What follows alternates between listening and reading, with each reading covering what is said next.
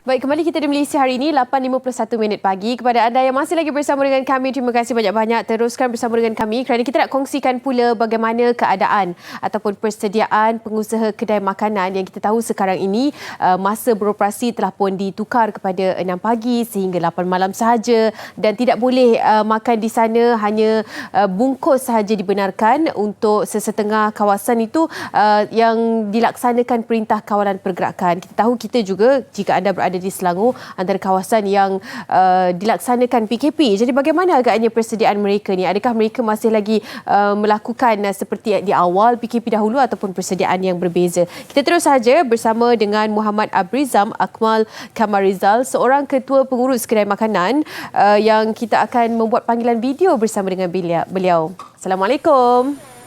Assalamualaikum. Okey, kini berada di Sungai Buloh, Selangor. Encik Abrizal, mungkin boleh kongsikan. Kita tahu sekarang ini telah pun terlaksana PKP hari pertama. Bagaimana persediaan anda yang berada di sana untuk mengusahakan kedai makanan? Boleh kongsikan silakan. Okey, terima kasih Izzati. Okey, so sekarang disebabkan PKP itu 2.0, so disebabkan dah keluar keputusan Perdana Menteri, so kita semua sudah bersedialah. Seperti kalau kedai makan memang tak boleh makan di kedai, hanya untuk take away saja. Okey. So jadi kami juga jaga jarak untuk customer lah. Oh, dah ada jarak orang. untuk customer. Jaga penjarakan customer. Encik Abrizam buka pukul berapa kedainya tadi? Kedai sekarang kami beroperasi daripada 7 pagi sampai 7 malam saja.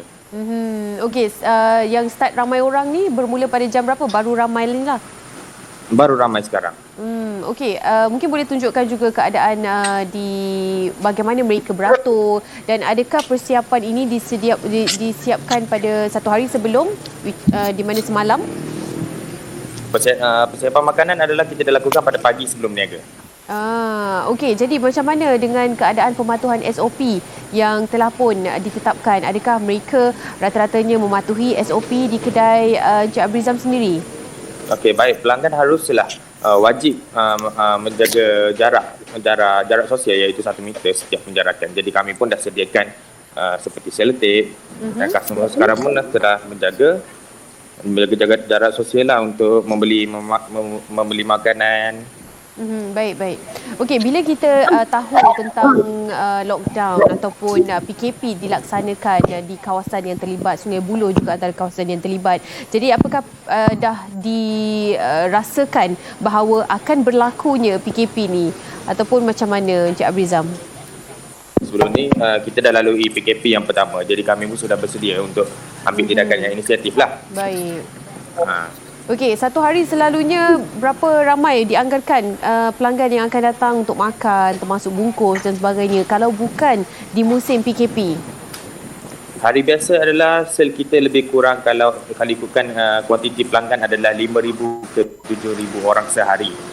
Itu sampai pukul 8 malam ataupun sampai pukul berapa? Sampai 7 malam. Sampai 7 malam. Tapi kalau mungkin di musim PKP ni? Mungkin berkurangan agak 1,000 sehingga 2,000 orang saja. Tapi masih lagi boleh dikatakan ramai ya.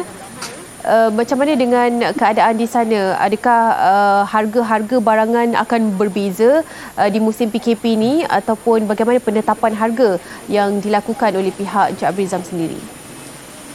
Actually barang mentah dan barang basah dan barang mentah kita beli di Pasar Borong Selayang. Jadi harga sekarang agak sedikit naik. Okey. Dan sebab mengikut musim. Jadi secara tak langsung akan berlaku kenaikan harga pada harga makanan yang dijual, begitu? Tidak, kami akan kekalkan harga yang sama. Jadi bagaimana prosesnya ataupun bagaimana pengurusannya untuk mendapat tidak terlalu rugi dalam, yalah, sebagai seorang peniaga anda pastinya ada cara tersendiri untuk memastikan sama ada mungkin menghasilkan sesuatu kepada pelanggan itu tapi dalam masa yang sama memastikan juga keadaan anda tidak rugi. Mungkin boleh kongsikan sedikit Encik Abrizam. Setiap hari pada PKP bermula kami akan hadkan hanya untuk 2,000 bungkus sahaja. Okey, 2,000 bungkus sahaja makanan yang akan dijual macam tu? Ya, saya. Didapati juga ada 2 cawangan ya, Sungai Buloh dan Bangi. Adakah sama? Ya, sama dia punya target salesnya? Actually kita ada 5 cawangan.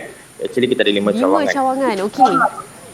Tapi yang dua cawangan ni di kawasan PKP, yang lain-lain tidak berada di kawasan PKP, macam tu? Kesemuanya di kawasan PKP. Okey, cukup mencabar. Pastinya setiap kedai haruslah, satunya pematuhan SOP lah, satu lagi pastinya sales anda. Dan pelanggan-pelanggan, adakah mereka cakna dengan keadaan ini, datang-datang terus tidak perlu mungkin anda memberitahu kepada mereka bagaimana pematuhan SOP yang perlu dan sebagainya? Jika customer tidak memakai topeng dan sebagainya, kami tidak akan membenarkan masuk dalam premis lah. Okey, baik. Mungkin sedikit perkongsian daripada pihak Encik Abrizam sendiri kepada peniaga-peniaga di luar sana. Apakah tanggungjawab peniaga pula? Mungkin kita sebagai rakyat, kita tahulah insya-Allah SOP itu akan kita patuh untuk setiap pergerakan kita. Tapi untuk peniaga, daripada pihak peniaga sendiri, apa nasihat Encik Abrizam kepada mereka di luar sana? Silakan. InsyaAllah saya minta para peniaga bersabar dan bertahanlah buat masa sekarang. Sekarang memang susah. Bukan senang nak cari rezeki dan sebagainya. Jadi kita perlu cari inisiatif lain dan kita harap bahawa wabak penularan COVID-19 ini habis secepatnya. Amin, insya-Allah. Ada juga tempahan makanan secara dalam talian untuk nasi bangge. Untuk nasi manggi kita ada delivery untuk option delivery. Kita menggunakan Big Hit by StoreHub dan bungkus E sahaja. Okey, boleh sahaja ikuti di Instagram kan?